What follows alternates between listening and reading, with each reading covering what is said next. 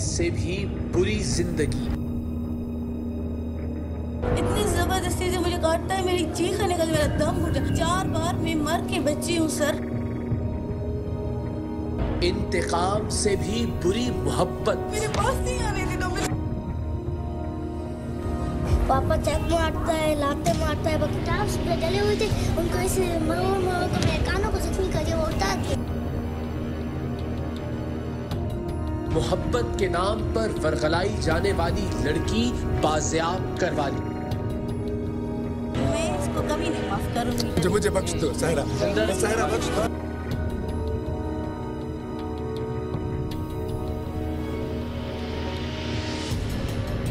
ये जैकबाबाद की सायरा है। 12 साल पहले इसने एक ऐसे शख्स से मोहब्बत की शादी की जो इसी के एक घर में किराएदार था। मतलब सायरा एक साहिबे हैसियत घराने से थी और उसका शौहर वक़ार एक गरीब और लावारिस तालिबे इल्म जो पढ़ाई के लिए जैकबाबाद से हैदराबाद आया था। लड़का खूबसूरत था, मेहनती भी था, क्योंकि अपनी पढ़ाई का खर्च और रिहाइश का किराया वो पार्ट टाइम काम करके पूरा करता था। सो सायरा को वो पसंद आ गया। सायरा भी शक्लो सूरत की कुछ कम नहीं थी, सो दोनों को एक दूसरे से मोहब्बत हो गई। जाहिर है तबकाती और मुआशी एतबार से ये एक बेजोड़ रिश्ता था। सायरा के खाते पीते माँ बाप कभी भी अपनी बेटी का रिश्ता एक यतीम, गरीब और लावारिस लड़के को न देते। सो दोनों ने कोर्ट मैरिज कर ली और वक़ार सायरा को लेकर जैकबाबाद। बस यहीं से सायरा की बदकिस्मती का आगाज हुआ।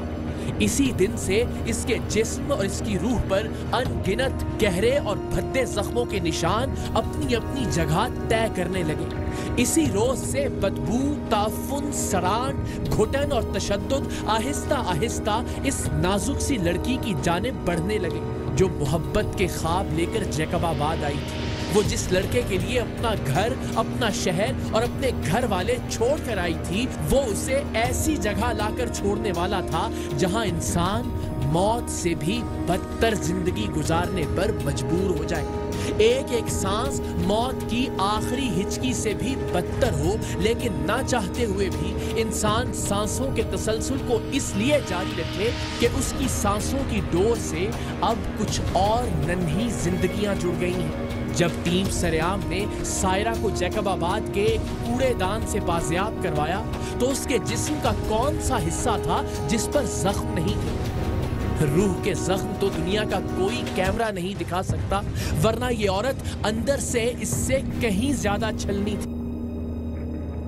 दिसंबर 2016 में भी सरेआम की टीम ने सारिम बर्नी के साथ मिलकर न्यू कराची से अपने शौहर के वहशियाना तशद्दुद का शिकार अस्मा को बाजियाब करवाया था, जिसे उसके दरिंदों से भी बदतर शौहर ने एक ऐसे घर में कैद कर रखा था जिसे चारों जानिब से लोहे की सलाखों और आहनी दरवाजों से इस तरह बंद किया गया था जैसे ये किसी जेल का डेथ सेल हो।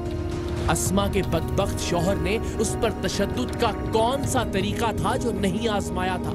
अस्मा के जिस्म की कोई एक हड्डी सलामत नहीं थी। जो हड्डी टूटती उसे खुद ही जुड़ने के लिए छोड़ दिया जाता।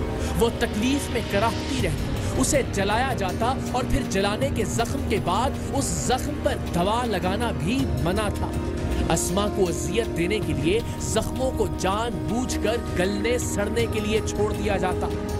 न्यू कराची की इस मजबूर बीवी के मकहूर शौहर ने इसके बाल और भवें तो मूंदी ही थी, ऐसा पहली बार देखने में आया था कि इस जनूनी शख्स ने अपनी बीवी की पलकें तक काट। अभी कहाँ मारा? चमाटे मारते हैं, घूसे मारते हैं, लाते मारते हैं, हर जगह पे मारते हैं। जलाया भी तुमने? ये जलाया हुआ तुमने? और कहाँ जलाया? पहले क्यों नहीं बता रहा था मेरा बेटा? उनके सामने डर लगता है इससे? बहुत डर लगता है। डर लगता है। ठीक 4 साल बाद जब हम जैकबाबाद में शौहर के तशद्दुद का शिकार सायरा को बाजियाब करवाने पहुंचे तो हमें लगा कि हम तो इससे पहले भी मिल चुके हैं। फिर ख्याल आया कि 4 साल पहले बाजियाब होने वाली अस्मा भी ऐसी ही दिखती थी। सायरा के हैवानों से भी बदतर शौहर ने उसके बाल काट कर उसके सामने आग लगा दी थी। जब हम उस तक पहुंचे तो उसका सारा जिस्म जख्म बना हुआ था। अजीब वहशी दरिंदा था। अपनी बीवी के तमाम जिस्म को दांतों से काटता था, हत्ता के सायरा के नाक पर भी दांतों से काटने के निशानात थे। जरा याद करके बताइए, अपनी जिंदगी में किसी जानवर पर भी ऐसे बर्बरियत से भरे तशद्दुद को देखा है जो अस्मा पर किया गया था, या जिसके निशान अब हमें सायरा के जिस्म पर नजर आ रहे थे। जैकबाबाद की इस बदकिस्मत लड़की पर जबरो तशद्दुद की यह कयामत इसलिए ढाई गई थी कि वो अपने माँ बाप, अपने बहन भाई, अपनी विरासत, अपना सब कुछ छोड़कर अपने शौहर के साथ आ गई थी। और उसी शौहर को यह ज़ौम हो गया था कि मैं जो चाहे इसके साथ सलूक करूं, जैसे चाहे इसे जानवरों की तरह रखूं। इसके पीछे आने वाला कौन है? इसका बाप या भाई? मुझसे सवाल कौन करेगा कि तुम हमारी बेटी से भेड़ बकरियों जैसा सलूक क्यों करते हो? सो हर गुजरते दिन के साथ इस शख्स के अंदर का जानवर और खूंखार होता गया, और सायरा जिसे वो मोहब्बत के ख्वाब दिखाकर ब्याह कर लाया था, वो और डरती गई, सहमती रही और जख्मों से चूर होती। जबरदस्ती से मुझे काटता है, मेरी चीख निकल, मेरा दम घुट गया। 4 बार मैं मर के बची हूँ सर।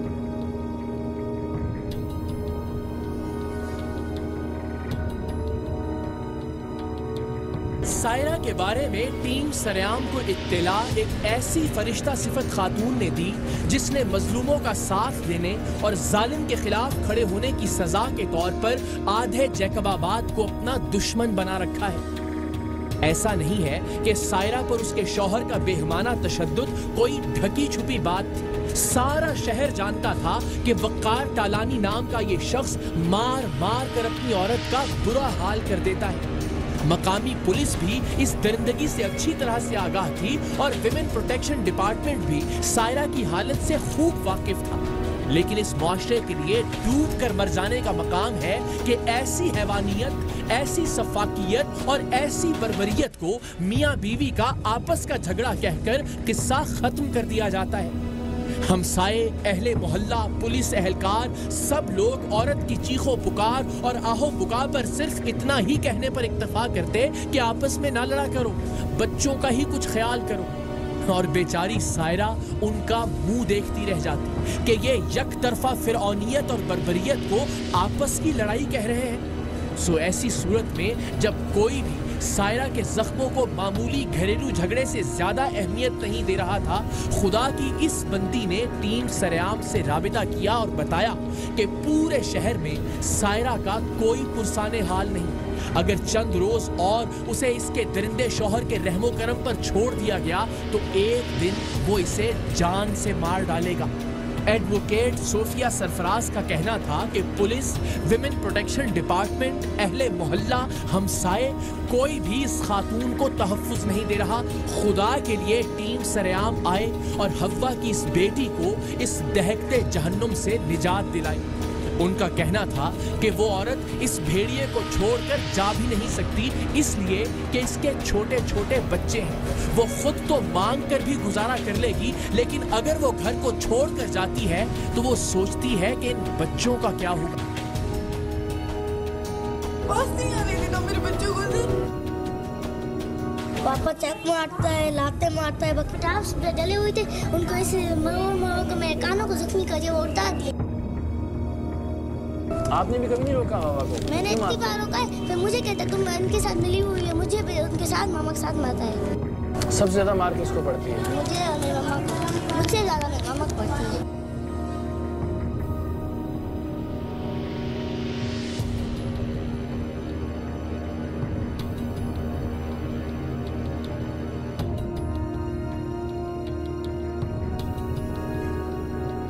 दिन रात भूखे पड़े होते हैं मेरे बच्चे, यहाँ पर रोते हैं, मुझे बुलाते हैं, मेरे बच्चों को बस नहीं छोड़।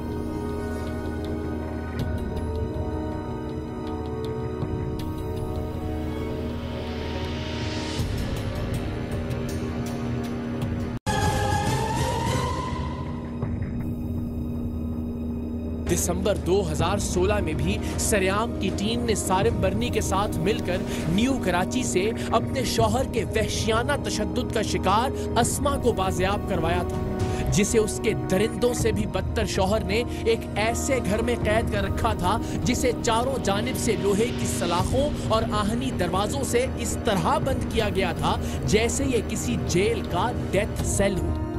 अस्मा के बदबख्त शौहर ने उस पर तशद्दुद का कौन सा तरीका था जो नहीं आजमाया था।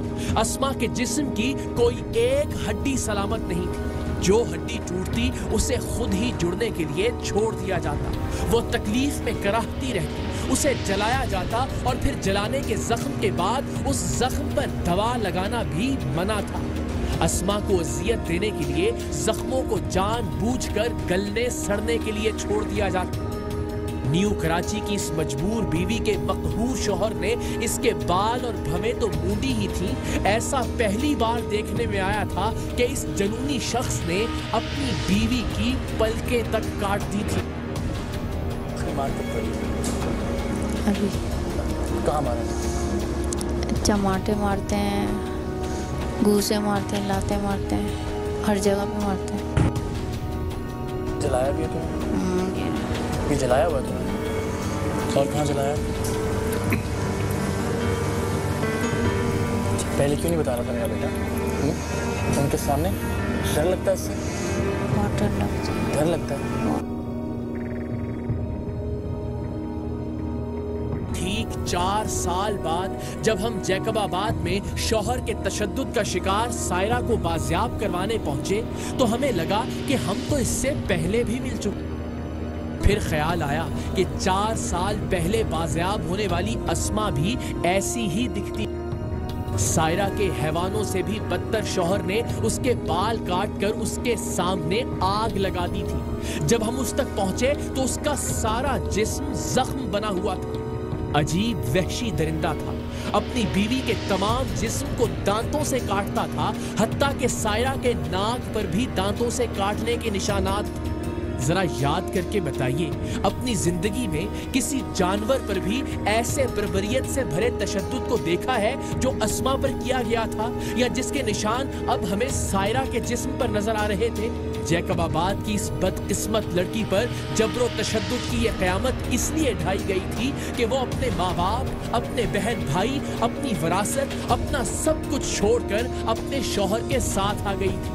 और उसी शौहर को यह ज़ौम हो गया था कि मैं जो चाहे इसके साथ सलूक करूं, जैसे चाहे इसे जानवरों की तरह रखूं। इसके पीछे आने वाला कौन है? इसका बाप या भाई? मुझसे सवाल कौन करेगा कि तुम हमारी बेटी से भेड़ बकरियों जैसा सलूक क्यों करते हो? सो हर गुजरते दिन के साथ इस शख्स के अंदर का जानवर और खूंखार होता गया, और सायरा जिसे वो मोहब्बत के ख्वाब दिखाकर ब्याह कर लाया था, वो और डरती गई, सहमती रही और जख्मों से चूर होती।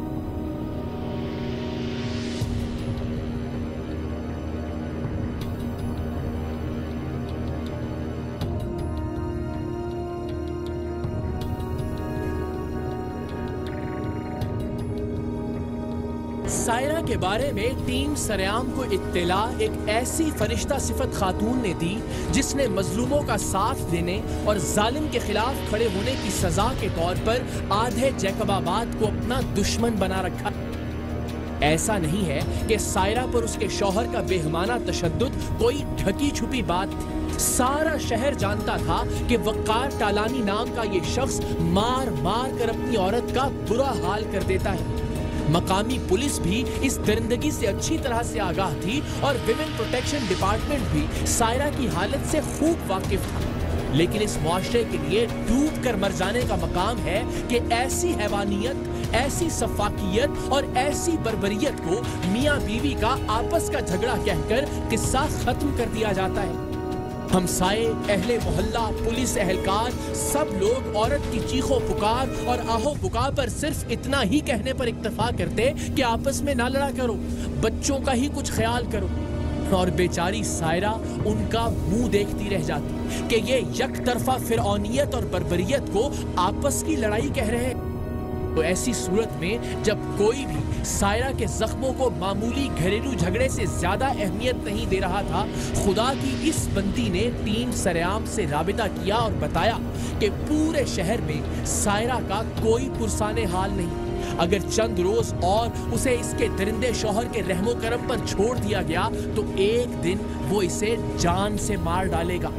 एडवोकेट सोफिया सरफराज का कहना था कि पुलिस, विमेन प्रोटेक्शन डिपार्टमेंट, अहले मोहल्ला, हमसाए, कोई भी इस खातून को तहफ्फुज नहीं दे रहा। खुदा के लिए टीम सरेआम आए और हव्वा की इस बेटी को इस दहकते जहन्नुम से निजात दिलाई।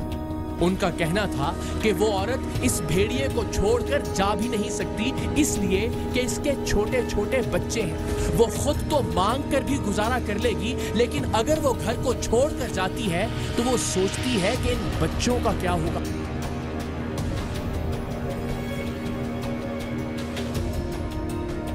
पापा चक मारता है, लाते मारता है। बकटास पे डले हुए थे, उनको ऐसे मरो के मेरे कानों को जख्मी करके वो उठा दिए। आपने भी कभी नहीं रोका बाबा को? मैंने इतनी बार रोका है, तो मुझे कहता तुम उनके साथ मिली हुई है, मुझे भी उनके साथ मामा के साथ मारता है। सबसे ज्यादा मार किसको पड़ती है? मुझे और मेरे मामा को, मुझसे ज्यादा मेरे मामा को पड़ती है।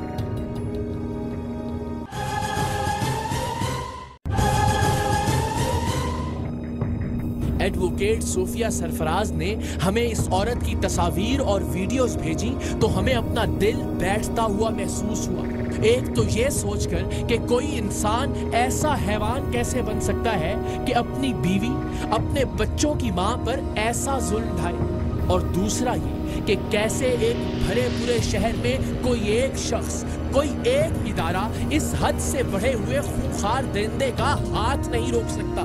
कोई एक ऐसा नहीं जो इस बेचारी, बेसहारा और लाचार औरत के सर पर हाथ रख सके। तस्वीरों और वीडियोस में सायरा की जो हालत थी, जैसे उसके चेहरे और सारे जिस्म पर मार पीट और जिनसी सफाकियत के निशानात थे, उन्हें देखकर एक लम्हा भी रुकना मुमकिन नहीं था। हम अगले ही रोज कराची से जैकबाबाद के लिए रवाना हुए। एडवोकेट सोफिया सरफराज ने बताया कि ये वहशी दरिंदा सुबह के वक्त हमें घर पर मिल सकता है, सो कराची से लाड़काना पहुंचकर हमने रात वहीं इंतजार किया और अगली सुबह 1.5 घंटे का फासला तय करके जैकबाबाद पहुंचे। इस सारे मामले को हम इंतहाई खुफिया रखना चाहते थे। टीम सरेआम की जैकबाबाद में मौजूदगी की भिनक अगर किसी को पड़ जाती तो खदशा था कि बात किसी तरह इस बदबख्त शौहर के कान तक भी पहुंच सकती है, इसलिए कि इसकी और इसकी बीवी की लड़ाई इन दिनों बहुत से शहरी हलकों में मौजूए बहस थी। यूं तो इसे लड़ाई कहना सरासर नाइंसाफी और ज्यादती है। इस औरत का जख्म, मुरझाया हुआ चेहरा, वहशी पने से काटे हुए बाल और जिस्म के हर हिस्से पर वहशत परस्ती के निशानात चीख चीख कर बता रहे थे कि ये मियां बीवी की लड़ाई नहीं, बल्कि शौहर की जाबिराना और हाकिमाना सोच का अमली मुजाहिरा है। इसकी नाम निहाद मर्दानगी का घटिया सबूत है, और वो भी सिर्फ इसलिए कि ये उसकी मोहब्बत में अपना घर बार, अपने रिश्तेदार सब छोड़ आई थी, और अब उसके पीछे आने वाला कोई नहीं था। जबरदस्ती से मुझे काटता है, मेरी चीख निकल, मेरा दम घुटा। 4 बार मैं मर के बची हूँ सर। पापा चक मारता है, लाते मारता है। बकटास पे डले हुए थे, उनको ऐसे मरो के मेरे कानों को जख्मी करके वो उठा।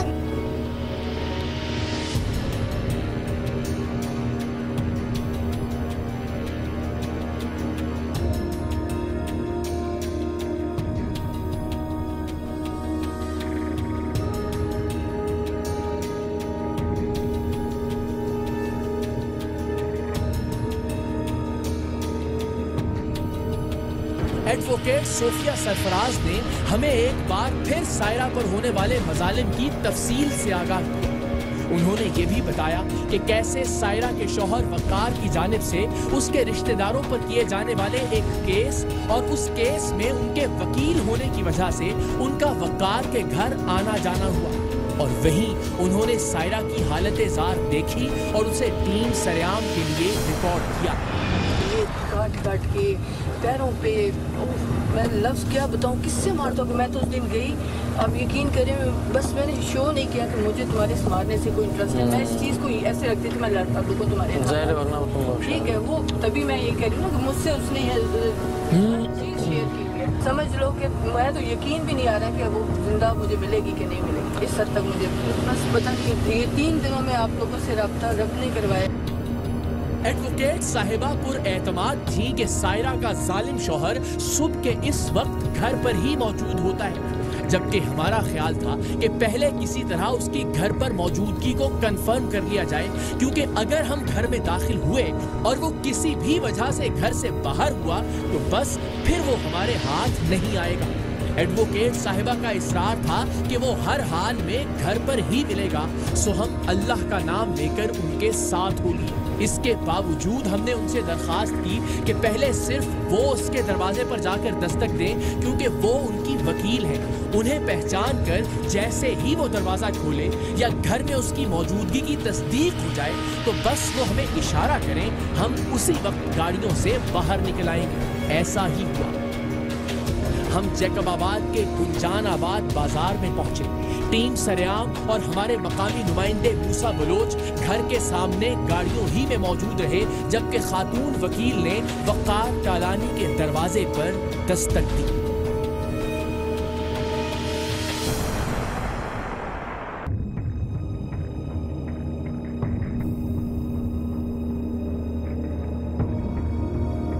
के अंदर से जैसे ही सायरा पर जुल्म करने वाले उसके शौहर वक्कार टालानी की आवाज आई, वकील साहिबा ने हमें इशारा किया और हम बिजली की सी सूरत से कैमरों समेत घर के अंदर दाखिल हो गए।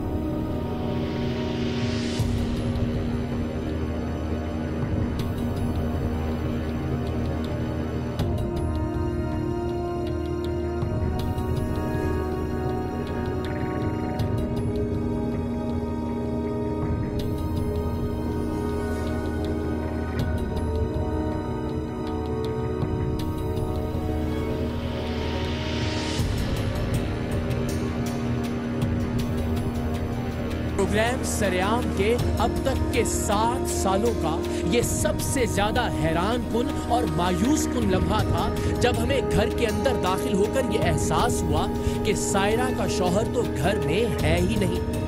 हमने इस खंडर नुमा घर का कोना कोना छान मारा। ये घर तो था ही नहीं। किसी जमाने में यहाँ बैंक था जो वक्कार के आबाओ अजदाद की मिल्कियत था, और अब ये अपने बीवी बच्चों के साथ इस मतरूका जायदाद में रिहाइश पजीर था, जिसका ना कोई ढंग से दरवाजा था और ना ही खिड़की। इस खंडर की पिछली जानिब कोई ऐसा रास्ता, कोई दरीचा, कोई सुराख नहीं था जिससे कोई आदमी फरार हो सके। इस कूड़ेदान नुमा घर के ऊपर वक्कार के दूसरे रिश्तेदारों ने कब्जा कर रखा था, और वक्कार से निचले हिस्से का कब्जा छुड़वाने के लिए उन्होंने अपने तमाम वॉशरूम्स के गटर निचले हिस्से की जानिब खोल रखे थे, जहां वक्कार, सायरा और उनके मासूम बच्चे रिहाइश पजीर थे। गंदगी और गलाजत के ढेर थे। इंसानी फुजले से भरा हुआ कीचड़ था। जले हुए कपड़ों और बालों की बदबू थी। तरह तरह के हशरातुल अर्ज थे, लेकिन वक्कार गायब था। वक्कार जो सायरा का असल मुजरिम था, जिसने मार मार कर सायरा का हाल सड़क के लावारिस जानवरों से भी बदतर कर दिया था। बाहर लोगों का हुजूम लग चुका था। जैकबाबाद जैसे शहर में टीम सरेआम की कार्रवाई की खबर जंगल की आग की तरह फैल गई थी। सो वक्कार को अब अगर घर वापस आना भी था तो भी सवाल ही पैदा नहीं होता था कि वो हमारे होते हुए वापस आई। हम भी वर्ताए हैरत में थे। वकील साहिबा के चेहरे पर भी हवाइयां उड़ रही थी। उन्हें ये खौफ भी था कि अब अगर वक्कार टालानी पुलिस के हाथ ना आया तो वो जुनूनी आदमी बाद में उन्हें या उनके बच्चों को नुकसान पहुंचाएगा। हम सब हैरान थे। परेशान थे, अफसुर्दा थे कि आखिर हम सब से इतनी बड़ी गलती कैसे हो गई कि ऐसा बदबख्त, जालिम और काबिले नफरीन मुजरिम हमारे हाथ से निकल गया। वक़ार के बच्चे भी कह रहे थे कि वो अभी अभी घर पर ही था। वकील साहिबा का भी यही कहना था कि उन्होंने उसकी आवाज सुनकर हमें आने का कहा था। तो फिर वक़ार टालानी को आसमान खा गया था या जमीन निकल गई थी? हाँ, लेकिन वो है कहाँ पे? यही तो मैंने इसीलिए कहा था कंफर्म करना चाहिए। कंफर्म किया ना? कोई बात नहीं चले। अभी बाहर रश कम करवाएं और दरवाजा बंद करवाएं। यहाँ पर मेरे साथ मुझे मारा था, अभी भी मुझे मारा था, अभी नींद से उठा मुझे मारा था, मेरे बच्चों को मारता है।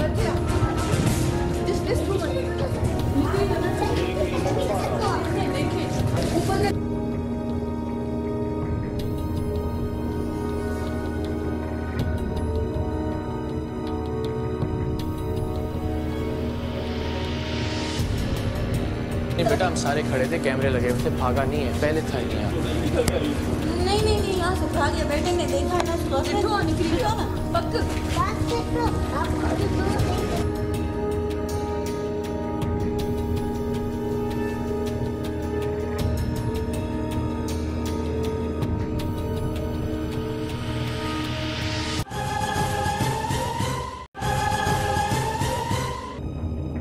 सच्ची बात यह है कि हम सब के सब हवास बाख्ता थे और इसी उधेड़-बुन में हमने सायरा और उसके बच्चों से बात भी की, मगर कान अभी भी सायरा या उसके बच्चों को सुनने की बजाय दूसरी जानिब लगे हुए थे कि अभी कहीं किसी की आवाज आएगी कि मिल गया है वक़ार। लेकिन ऐसा नहीं है। आपका नाम क्या है? मेरा नाम सायरा शाह है। और कहाँ से आई हैं आप? मैं हैदराबाद से हूँ। मैंने इससे लव मैरिज की थी। 3 साल पहले यहाँ पर आए हैं, इस जगह में शिफ्ट हुए। प्रॉपर्टी का मसला चल रहा है। इसका अपने जो है ना सौतेली चचाओं के साथ कोर्ट में केसेस भी चल रहे हैं। इसीलिए ये मुझे दिन रात मारता है, दिन रात मेरे फेरा सरगंजा कर कह रहा है तुम उनके साथ जो है ना मिली हुई हो, मेरे चचाओं के साथ मिली हुई हो, उनके साथ जो है ना मुझे मरवाओगी। ये देखो सर, कह रहा है तुम मुझे मरवाओगी। मैंने कहा नहीं, मैं नहीं मर सर। ये देखो, ये देखिए मुझे चक मारता है। किस चीज़ से मारता है? चक मारते काटता है, दांतों से काटता है सर मुझे। ये पैर देखिए, पैरों पे इतना सर मुझे मारता है, बहुत मुझे मारता है। सारी आज इतनी जोर जोर से मुझे लाते मारता है। मेरे बच्चों, छोटे छोटे बच्चों को मारता है। आपने किसी को बताया कभी? पुलिस को? किसी पुलिस के पास गए थे, एसपी साहब के पास गए थे इनके चचाओं की शिकायत करने। वो भी इनके साथ ही मिले हुए हैं। इसके चचा है ना, आंखों पे क्या हुआ है? ये इसने मुझे मारा है सर, जमाट के मारे, उनके मारे बाल मुझे 5-6 दिन हुए काटे। ये सर इसके चाचा भी इसके साथ मिले हुए हैं, सब मुझे मिलकर मारते हैं, सब मुझे मिलकर। आप वापस नहीं जा सकते अपने माँ बाप के पास? मैं नहीं जा सकती, मुझे सर ऐसी कोई सेफ्टी दे जो मैं भी सेफ रहूँ, मेरे बच्चे भी सेफ रहें सर। मेरे छोटी छोटी बेबी, मेरे बच्चों को भी मार देंगे, बच्चों को भी मारता है, उनके सामने मुझे दिन रात मारता है सर। पैरों पे क्या दिखाइए जरा।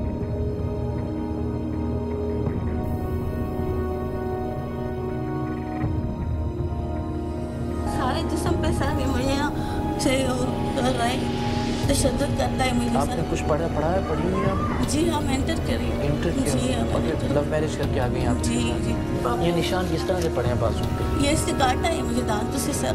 नहीं, पूरा नील पड़े हैं। पूरे जिस्म पे, पेट पे भी इससे मुझे काटा है, ये नाक पे से मुझे काटा है। ये देखिए सर, मेरे कान देखिए सर, मेरे सारे बाल काट के इससे जला दिए हैं सर। मुझे इतना मारा है, सुबह 9 बजे से लेकर रात 10 बजे तक मारता है, 1 घंटा छोड़ता है, फिर सारी रात मुझे मारता है। दवाई वगैरह खाता है क्या? हाँ सर, खुद आइस पीता है, शराब पीता है। रात को भी इसने शराब पी है, ये बोतल पड़ी हुई है यहाँ पर सर, वो भी आते हैं सर। माहौल में रखा हुआ है। हाँ, ये देखिए ना, मुझे सर 1 मिनट भी ये जो ना नीचे उतरने नहीं दे रहा, कह रहा काम भी नहीं करो तुम भाग जाओगी। 3 ताले लगाए हुए बैठा है, बच्चों को पानी भी नहीं देने देता मुझे, कहता है तुम बच्चों को पानी भी नहीं दो, तुम भाग जाओगी। चलो आ जाओ। ये क्या किया है रात में? सारा इसने सारे मेरे कपड़े जला दिए, जो भी कपड़े मैं पहनती हूँ मुझे मेरे कपड़े सारे फाड़ देता है। तो जब मारते हैं आप नहीं कुछ कहती नहीं? सर मैं इतना चीखती हूँ मारता है, कोई भी नहीं सुनता। यहाँ चौकी वाले, यहाँ पर बैंकों के गार्ड्स हैं, वो भी दरवाजे पे नहीं आते, कोई मुझे बचाने नहीं आता। सर इतना मेरा दम घुटता है सर, इतना मुझे मारता है, मेरे हाथ मोड़ता है। देख रहे हैं आप, काटता है, दांतों से काटना, मर्द का काटना कैसे होता है सर, आप समझ सकते हैं। इतनी ज़बरदस्ती से मुझे काटता है, मेरी चीख निकल, मेरा दम घुटा। 4 बार मैं मर के बच्ची हूँ सर। मेरे बच्चे ऐसे रो रो के वो भी बेहोश हो जाते हैं सर, फिर भी इसको कोई एहसास नहीं होता, तड़प नहीं होती सर, फिर भी मुझे मारता है। कहता है नहीं तुम गलत हो, तुम ऐसी हो, इसीलिए तुम्हारे साथ ऐसा हो रहा है। मैंने कहा तुम लोगों की प्रॉपर्टी का मसला है, तुम जानो, तुम्हारे चचा जाने, मेरा क्या कसूर है। वो छोटा है ना, ये सबसे छोटा, उसको मारता है सर। उसको कहता है जाओ अपनी माँ के पास, नहीं जाओ, मेरे पास नहीं आने देता मेरे बच्चों को सर।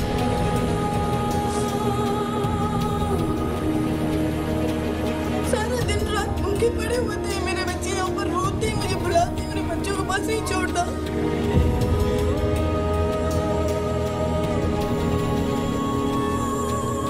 एक बार मम्मा का खून बह रहा था, फिर दूसरी बार मम्मा के सर में से खून निकल रहा था, मम्मा की याददाश्त चली गई। 1 घंटा पूरा मम्मा हमें पहचान में नहीं आ रही थी। मैं पापा कह रहा था कुछ भी नहीं है, ये नाटक है। जब मम्मा बेहोश हो जाती है ना, पापा उन्हें थप्पड़ मारते हैं और उनके मुंह को ऐसे करते हैं, ऐसे जिस बीच में नहीं करते, जोर देकर करते हैं, मुँह उठ जाती है, बच्चे सब रोते हैं। एक बार मुझे भी एक फ्रॉक ड्रेस पहनी हुई थी, मेरी फेवरेट ड्रेस, जब मेरे पापा को बना कर थी, उसने मेरी फाड़ दी आस्तीन फूल। आपकी ड्रेस को भी फाड़ दिया पापा ने? मामा के कपड़े भी जलाए कल? हाँ बहुत सारे, मामा को एक ड्रेस नहीं थी पहनने के लिए, सारे कपड़े, एक अच्छा सा ड्रेस था वो भी रात को जलवा। हमारा अव्वलीन मकसद तो सायरा और उसके ज़हीन और प्यारे बच्चों को इंसानी फुजले की इस दलदल और इंसानी वहशत के इस दोज़ख से निकालना था। सो हमने उन्हें अपना सामान पैक करने का कहा, लेकिन दिल में ये कसक बार बार टीस बनकर उठ रही थी कि काश सायरा का जालिम शौहर भी कानून के शिकंजे में आ जाता। सायरा और उसके बच्चों ने अपना कटा फटा सामान इकट्ठा करना शुरू किया। उसकी नन्ही बेटियों ने अपने छोटे बहन भाइयों के चेहरे साफ करवाए तो दिल भर्रा गया कि बाप के हैवानी तशद्दुद के वक्त इन बच्चियों पर क्या गुजरती होगी। बदबू, गंदगी, मारपीट और खौफ के माहौल में ये मासूम अपने दिन रात कैसे गुजारते होंगे। इतना प्यारा बोलने वाली और इतना ही प्यारा दिखने वाली इन नन्ही परियों ने आखिर ऐसा क्या जुर्म किया था कि अपने सामने अपनी माँ को लुचते और पिटते देखें। इनका रजील बाप इनके कानों की बालियां लेने के लिए इनके कानों तक को नोच डाले। इससे मारते हैं मम्मी को? पापा चक मारता है, लाते मारता है, बाकी किस चीज उठा कर नहीं मारता, अपने हाथों से ही मारता है उसे। आपके सामने? हाँ हमारे सामने। सबसे ज्यादा कौन रोता है आपको? हाँ आओ आओ इधर आओ। उठा के मारता है, हमें मारता है। मेरे दीदी ने टाप्स जले हुए थे, उनको ऐसे तो मेरे कानों को जख्मी कर दिया, वो उठा दिए। फिर बोला किसने ला के दिए, किसने ला के? मेरे मम्मा के बचपन के थे। फिर वो अभी मैंने उतार के रख दिया है। मैंने इस बहन को बोला अपने उतार के रखो, वरना तुम्हारे साथ ना ऐसा करे। नाम क्या है? मेरा मनाइल फातिमा। और आपका नाम क्या है? फिजा। फिजा, मनाहिल और फिजा। आप दोनों बड़ी बेटियां हो। आपको भी मार पड़ती है कभी? बहुत मार पड़ती है। उस दिन यहाँ पर हम बैठे हुए थे खट पर, तो मैं दोनों को बहुत सारे थप्पड़े मारी, लातें मारी, कहा तुम लोग इसके साथ मिले।